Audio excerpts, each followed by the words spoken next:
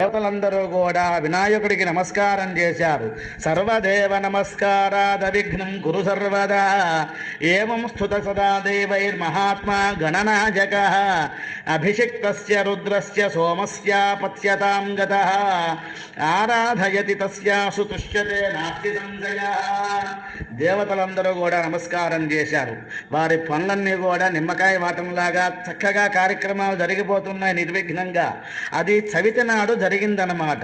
కాబట్టి ఎవరైతే చవితి నాడు నువ్వులు బెల్లము మిశ్రం చేసి వినాయకుడికి నివేదన పెడతారో, దాన్ని ప్రసాదంగా ఏ మానవుడు భక్తుడు స్వీకరిస్తారో, విఘ్నేశ్వరాయ వరదాయ సురప్రియాయ లంబోదరాయ సకలాయ జగద్ధితాయ నాగాననాయ శృతయజ్ఞ విభూషితాయ గౌరీసుతాయ గణనాథ నమో నమస్తే అంటూ ప్రార్థన చేస్తే ఆయన యొక్క బొజ్జంతా కదులుతుంది, తొండంతో చక్కగా ఆశీర్వచనం చేస్తారు అని బ్రహ్మగారు చెప్పారు.